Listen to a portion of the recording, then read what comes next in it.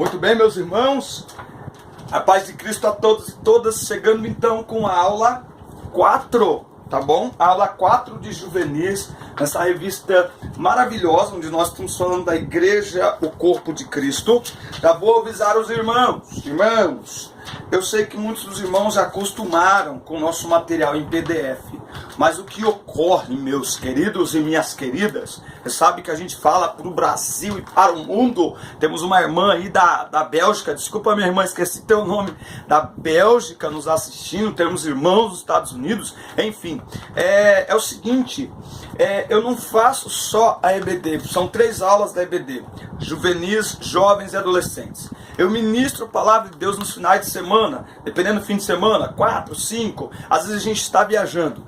E o escrever me dá muito prazer, realmente. Inclusive eu uso muito desse material para um livro que eu pretendo publicar agora no primeiro semestre de 2018. Então por isso eu costumo escrever aquilo que eu vou falar. Mas o que acontece, muitas vezes a gente tem que abrir mão de alguma coisa. Então eu não vou conseguir fazer um material em PDF para EBD, tá bom? Então espero que os irmãos entendam, compreendam, continuem assistindo as nossas aulas, fazendo as suas anotações. Se algum irmão quiser fazer um material em PDF e mandar para mim, eu coloco o link aqui embaixo, tá certo? Isso só nos fará crescer, mais pessoas participando, é muito bom. Mas nós continuaremos aqui no canal Fala de Não com a EBD, e isso me ajudará a cumprir prazos. Eu fico muito mal, olha, hoje é quinta-feira e eu ainda não postei a aula 4, irmãos. Isso me deixa muito mal, e aí eu não consigo mexer com outras coisas. Então eu não posso ficar travado. Então eu tenho que ver aquilo que eu consigo fazer com excelência, e vamos em frente, tá bom? Então lembre-se, inscreva-se no nosso canal, isso é muito importante. Chegamos a mais de 230 mil visualizações, a mais de 5 mil inscritos. Isso é muito importante. Você sabe que aqui a gente fala sobre EBD, aqui a gente fala sobre pais e filhos, sexualidade, relacionamentos, os assuntos atuais que estão eclodindo aí na nossa sociedade, tá certo? Então inscreva-se no nosso canal, compartilhe os nossos vídeos na sua igreja, nos grupos, nos jovens, nos adolescentes. As perguntas que eles fizerem, que você quiser que eu responda, que eu fale, que eu comente, manda para mim, nós estamos aqui a serviço do reino de Deus. É sempre um prazer servir a igreja do Senhor, tá certo? Então vamos em frente, inscreva-se, deixe o sino de notificações ativado para você ser informado toda vez que eu postar um vídeo novo. Compartilhe e dê like. Clica no joinha, meu irmão. Clica no joinha, clica no joinha. Clica no joinha pro YouTube e fala: eita, esse canal é uma benção, eu vou pagar esse menino, porque aí eu consigo melhorar o áudio, consigo melhorar a imagem, aí fica uma benção. Amém, meus irmãos? Então, aula 4, na classe de juvenis, o propósito da igreja. E quanto fizerdes, por palavras ou por obras, fazei tudo em nome do Senhor Jesus, dando por ele graças a Deus Pai. Tudo o que nós fizermos deve ser feito em nome do Senhor Jesus. Bom, o propósito da igreja, tá? Assim como tudo que Deus faz, a igreja de Cristo foi criada com um propósito, um objetivo, um foco, um alvo. De geração em geração, a igreja se manifesta em comunidades ordenadas, unidas para a adoração, comunhão e serviço. Então, vamos lá. Adoração, comunhão e serviço. Jesus Cristo é o Senhor e cabeça da igreja, e qualquer exercício de autoridade dela na terra estão sob seu domínio e julgamento. Tá? Então, a obra e o propósito da igreja aqui na terra se resume em 3 ações: adoração a Deus, edificação mútua, comunhão, e evangelização do mundo, serviço. No livro de Atos é uma boa sinopse, tá? Repito, lembra que a gente falou muito no trimestre passado sobre Atos 2? Não termina no poder, no derramar do Espírito Santo. O derramar do Espírito Santo é acompanhado por uma igreja cheia de comunhão, cheia de palavra, de amor ao próximo, tá certo? E a comunhão, inclusive, da igreja atraía a simpatia das pessoas. Era visível a comunhão que a igreja primitiva desfrutava. Muito bem. Então, vamos ver nessa lição o propósito da igreja, tá? Bom, primeiro, então, pregar o evangelho, a missão basilar da igreja. Ide e pregai.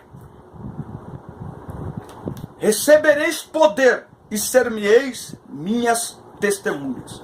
A missão base fundamental da igreja é pregar o evangelho. Nós falamos já em alguns momentos sobre a questão social, mas lembre-se, a igreja não é uma instituição filantrópica, é uma agência de transformação do ser humano pelo poder do evangelho. A maior arma e a missão básica da igreja é pregar o evangelho, porque o problema maior do homem não é a fome física, nem a morte física, é a fome da alma e a morte eterna. Pregar o evangelho é a ordem do nosso Senhor e Salvador Jesus Cristo. Portanto, é obra e missão da igreja ser zelosa no empenho de evangelizar o mundo, tá? Então, assim como uma mulher, tá, que não dá à luz, ela, por questões de esterilidade, ou seja, ela tem uma enfermidade, né?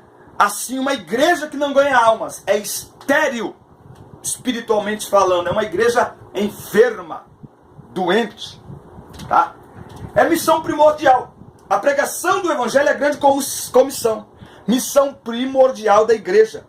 Seu caráter transformador de vida deve ser refletido nos seus membros, que são a igreja de Cristo individualmente, para proclamar o evangelho e serem luz do mundo. Neste sentido, certo autor destaca o evangelismo como propósito primordial da igreja. Tá? Diz que ovelha gera ovelha. Esses dias no grupo a gente discutiu um pouco sobre essa questão.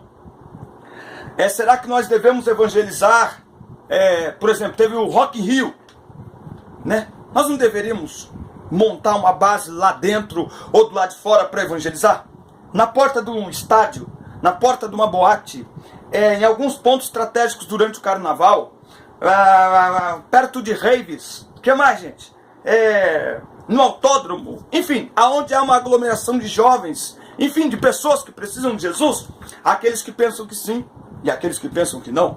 Bom, eu não vejo Jesus escolhendo lugar para evangelizar. Mas quando a gente começa a discutir isso, aí começa assim, não, mas é que tem que preparar para evangelizar. Assim como a aceitação e batismo caminham juntos, assim também o cristão, não dá para entender um cristão que não evangeliza. E nisso a igreja mudou muito. Porque evangelizar é falar de Jesus. A maior preparação para alguém falar de Jesus é ter uma experiência pessoal com Ele. Pregar o evangelho nada mais é do que testemunhar de uma experiência pessoal com Jesus. Ele mudou a minha vida. O que percebo é que muitas vezes, nessa de que tem que preparar, tem que ver, que tem que tomar cuidado, a gente acaba usando isso como justificativa e impedimento, porque a gente acaba não preparando. Então que faça preparo, que faça seminário, mas que a gente saia à rua para evangelizar. Senão não faz sentido nenhum. Não passa de desculpa e justificativa vazia. Reconciliando pessoas com Deus. A igreja tem participação na missão de Deus de reconciliar as pessoas com Ele, dando continuação à obra redentora de Jesus.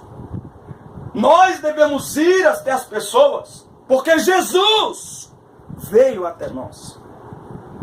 Ele foi e é o elo que liga o ser humano a Deus. A igreja, ela serve como esse ponto de encontro entre Deus e o homem. Mas, uma coisa que me chama muita atenção é que eu considero assim a pessoa sem Jesus como aquelas pessoas que estão na rua, né? Estão vivendo na rua, dormem na rua, comem na rua. E elas vão se sujando e nem sempre conseguem tomar um banho e a roupa vai ficando suja. E muitas vezes eles adoecem e acabam morrendo. Por quê? Porque se eles forem procurar um hospital, quando chegam na porta do hospital, o próprio segurança já diz, não entra aqui não, você está fedendo. Então eles acabam não indo.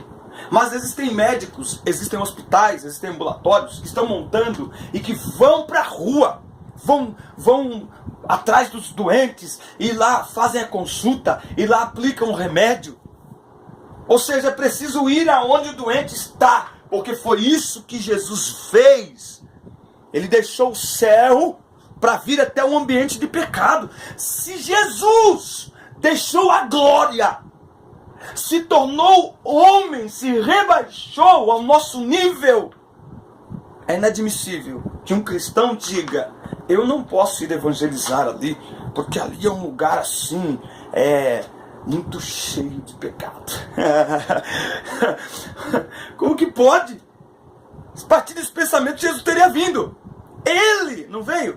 Então nós também temos que ir e desenvolver meios e métodos, sabendo que não são os métodos que salvam, que trarão resultados, é o poder do Evangelho, que é manifestado por meio dos métodos.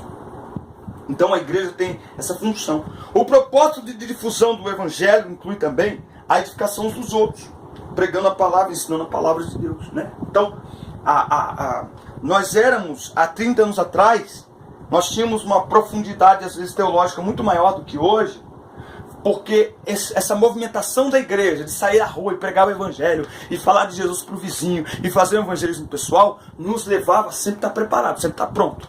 Eu vou ler a Bíblia porque domingo tem evangelismo. Eu vou ler a Bíblia porque eu vou chegar na escola e o meu amigo vai me perguntar de Jesus, eu tenho que saber. Então, isso edifica, isso resgata quem está lá fora e edifica quem está aqui dentro. Certo? Os crentes salvos em Cristo devem realizar o trabalho evangelístico, isto é, serem testemunhas de Cristo, cientes de que a evangelização é também um ministério de misericórdia e amor ao próximo. Então, um cristão que não evangeliza, que não fala de Jesus ao próximo, ele é como aqueles leprosos lá em Samaria, né? Na Síria, lá em Segunda Reis, que eles chegaram no arraial dos sírios e não tinha ninguém, não tinha soldado, e eles entraram no arraial, tinham comida, e eles eram muito pobres, e eles estavam famintos, só que lá dentro da cidade o povo também, por causa do cerco dos sírios, o povo estava dentro da cidade há muito tempo sem comer, sem nada, e eles começaram a pegar as coisas e guardar, pegar e guardar, até que alguém falou assim: ei, peraí, nós não vamos avisar lá dentro da cidade, o povo está com fome lá, a gente tem que avisar eles. E eles correram lá avisar e o povo veio. Assim é o cristão. Quando nós falamos de Jesus, nós estamos levando pão ao faminto, água ao sedento. Jesus é o pão da vida, Jesus é a água da vida. Então isso é um ato de misericórdia e amor ao próximo. A igreja é também uma comunidade de adoração. A igreja, enquanto corpo de Cristo, é uma comunidade de adoradores. São pessoas de diferentes denominações, épocas e locais em todo o mundo, lembra? Enquanto nós falamos aqui de igreja, não estamos falando de uma denominação específica, de um povo específico, mas de todos aqueles que aceitam reconhecendo a Jesus Cristo como Senhor e Salvador de suas almas. É importante salientar que nesta comunidade cristã espiritual não se incluem sistemas religiosos vãos, mas apenas os verdadeiros crentes, nascidos de novo, que confiaram na obra redentora de Cristo. Tá? É aqueles que, como Pedro, dizem: Tu és o Cristo, o Filho de Deus vivo. Aquele que viveu entre nós como Deus homem, que morreu, ressuscitou dos mortos e subiu ao céu, de onde intercede por nós, à direita de Deus, e para onde prometeu nos preparar lugar. Tá? Então, a igreja é uma comunidade de adoradores. A vocação da igreja é adorar e glorificar o Senhor na terra. Isto é feito através da obediência das boas obras. Assim, vejam as vossas boas obras e glorifiquem a vosso Pai que estás nos céus. Quando a igreja cuida das pessoas, quando a igreja evangeliza, quando a igreja manifesta os valores do reino de Deus, o mundo percebe e enxerga Deus em nossas ações. Sabe uma coisa que eu estive pensando nos últimos 10 dias? Por muitas vezes nós nos acostumamos a falar, nós ouvimos e nós repetimos. Você está triste porque alguém falou algo para você. Você está triste porque alguém te desprezou na igreja. Fica triste não. Você não tem que olhar para o pastor. Você não tem que olhar para líder. Você não tem que olhar para o irmão do lado. Você tem que olhar para Jesus. Só que o Jesus que as pessoas enxergam é o Jesus que elas veem em mim. O Deus que as pessoas enxergam é o Deus que elas veem em mim. Por isso o cristão precisa desenvolver o fruto do Espírito, que é o caráter de Cristo em nós, para que o mundo veja Jesus nas minhas palavras. O meu irmão do lado sente o amor de Deus quando eu o abraço, quando eu me preocupo com ele, quando eu o aconselho, quando eu o suporto na sua fraqueza. É aí que ele percebe que ele é amado. É preciso entender isso. Nós somos a cópia de Cristo que o mundo lê. Nós somos o abraço de Cristo que o mundo sente. Nós somos a voz de Cristo que as pessoas ouvem. Então é o contrário. Sim, as pessoas vão olhar para nós e ver Jesus em nós. Sim, o meu irmão tem que olhar para mim e ver Jesus em mim. Como? Por meio das minhas palavras, das minhas atitudes, do meu comportamento. Isso é comunhão. E isso promove a adoração, tá? Sacrifício de louvor, cânticos, consagração total, unidade espiritual, frutos que produzimos, tá? Somente a Deus pertence o louvor, a adoração e a glorificação. Então, a igreja tem um propósito de adorar a Deus. Lembra? Para que Deus manda Faraó libertar o povo? Liberte o povo para que eles vão para o deserto me adorar. Me adorar. A igreja é uma comunidade de adoradores que adoram a Deus, exclusivamente a Deus. Por isso tem o culto. O propósito essencial da igreja é adorar a Deus de diferentes maneiras, mas fazendo todas as coisas com este intuito. Quer comais, quer bebais ou façais qualquer outra coisa, façam tudo para a glória de Deus. Os juvenis, adolescentes, os jovens, tem muito aquela pergunta: isso é pecado? Aquilo é pecado? Responda para si mesmo: isso glorifica a Deus? Isto levará as pessoas a glorificar a Deus ou provocará escândalo? A Bíblia diz que é mister que venham os escândalos. É legítimo que venham, mas ai por quem vem. Então tem coisas que não glorificam a Deus, que não está explícito na Bíblia que é pecado, mas pelo discernimento espiritual e pela palavra, nós entendemos que não glorifica a Deus. Então beber uma cerveja glorifica a Deus? É um bom exemplo de um cristão mudado e transformado? É por essa geração que não se preocupa com detalhes que vivemos um evangelho nominal, fraco, que nada se diferencia de outras religiões. Evangelho é mudança de vida. Nossa vida é para glorificar a Deus. Nossas ações, nossas palavras, tudo em nós deve glorificar a Deus. No Antigo Testamento, o Senhor ordenou aos israelitas que adorassem exclusivamente a Ele. A adoração nossa ela é exclusiva. Deus não divide glória com ninguém. Os judeus tinham um sistema de adoração dignamente estabelecido. Isso aqui chama essa fidelidade espiritual. Tiago 4:4 vai dizer: adúlteros e adúlteras, não sabeis que a amizade com o mundo é inimizade contra Deus? Adultério espiritual. Não se mistura adoração.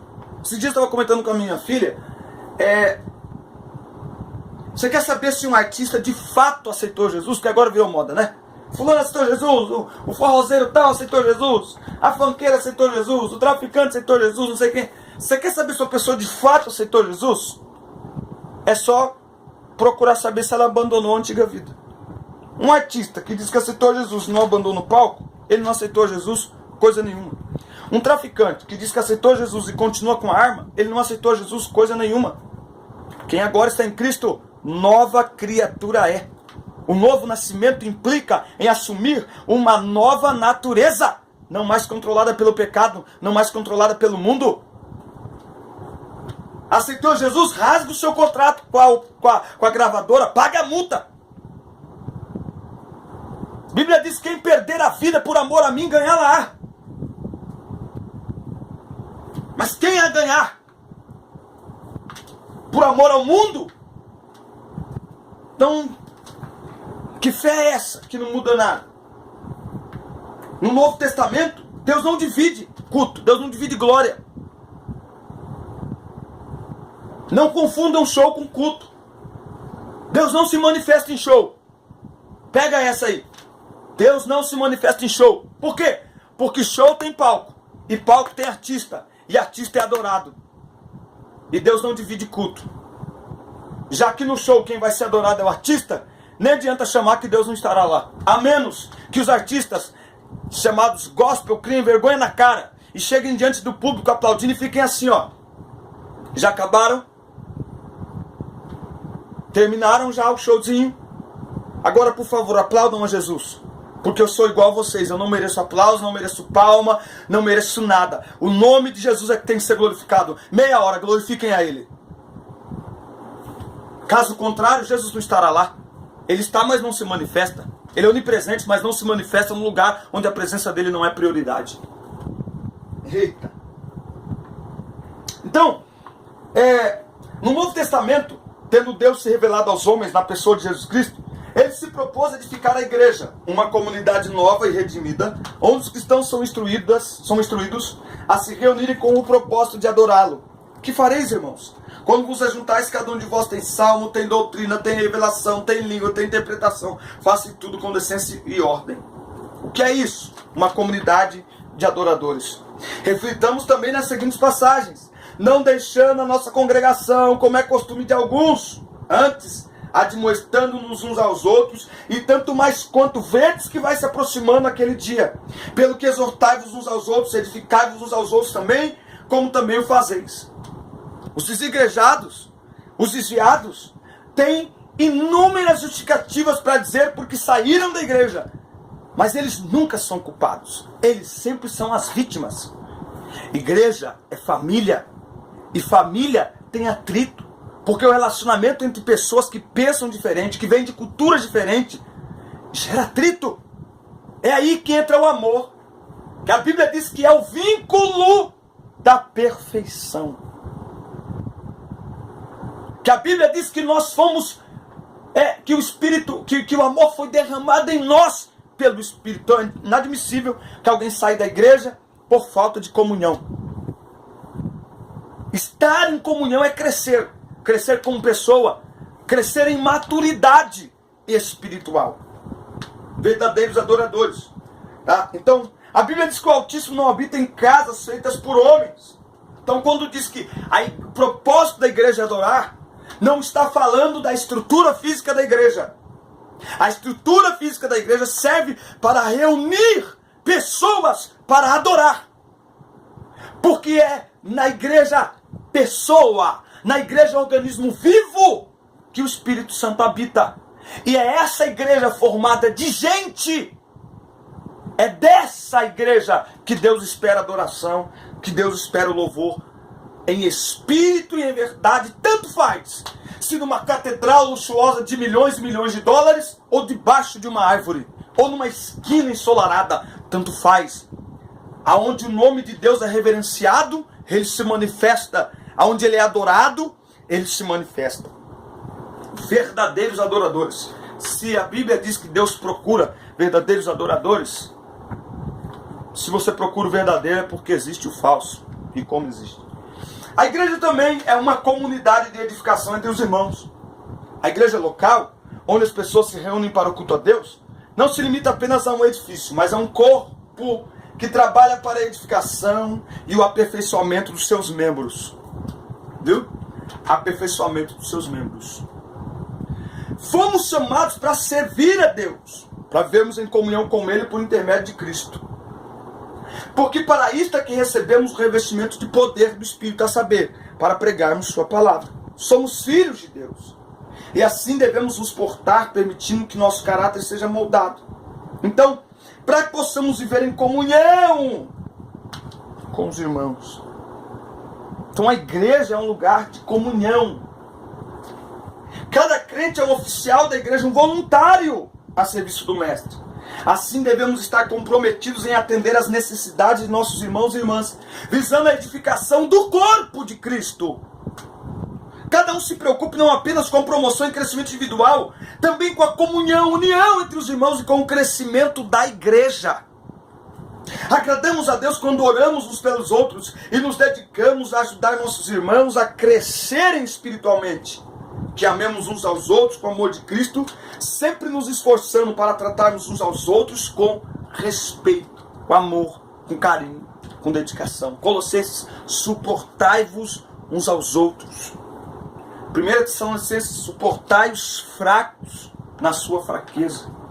Isso não é compactuar com o pecado, compactuar com o erro. Mas uma igreja é lugar de tratamento.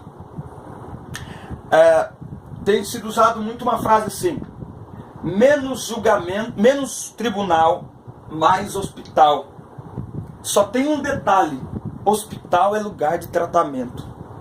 E tratamento muitas vezes exige disciplina, exige a exposição do lugar que está doendo, né? O hospital tem bisturi, o hospital às vezes tem que amputar, tem cirurgia, tem UTI, né? Mas eu diria assim, menos julgamento, mais tratamento. Igreja é lugar das pessoas serem tratadas.